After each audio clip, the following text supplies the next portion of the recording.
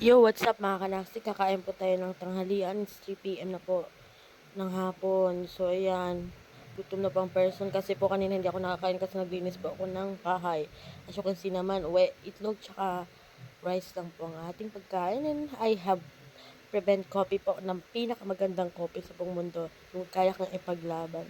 So, yan nga po guys. Kakain na po tayo. Ready, gutom na po ako sa mga oras na yan. And nakapagdasal na po tayo. Nakapaghugas na po tayo ng ating mga kamay. So, kailangan po talaga yan kapag kumakain po tayo ng kamay-kamay, lalo sa mga mahilig magkamay.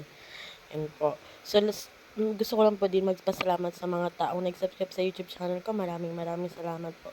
And sa mga hindi pa po nakapag-subscribe sa YouTube channel ko, please subscribe po sa YouTube channel ko.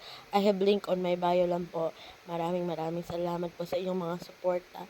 So, the past 2 months po hindi ako naka-upload kasi medyo naging busy na po ako and kailangan ko po muna unahin yung pamilya ko. So, ganun talaga ang life, di ba?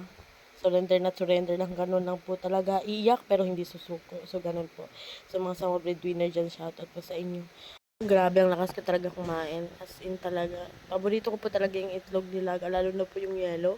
Sarap na sarap talaga po ako doon. Kahit yung mga iba dyan, pag itlog yung ulam, sinasabi na itlog lang.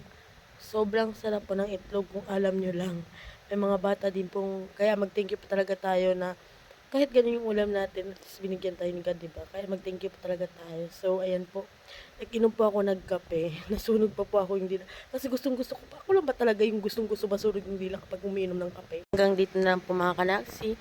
Maraming salamat po. Mag-subscribe na po pa kayo sa aking YouTube channel. Link on my bio lang po. Maraming salamat sa 31 subscribers and sa followers ko sa TikTok, sa followers ko sa FB page ko. Maraming salamat. Love you all mga kanaksi. Bye you!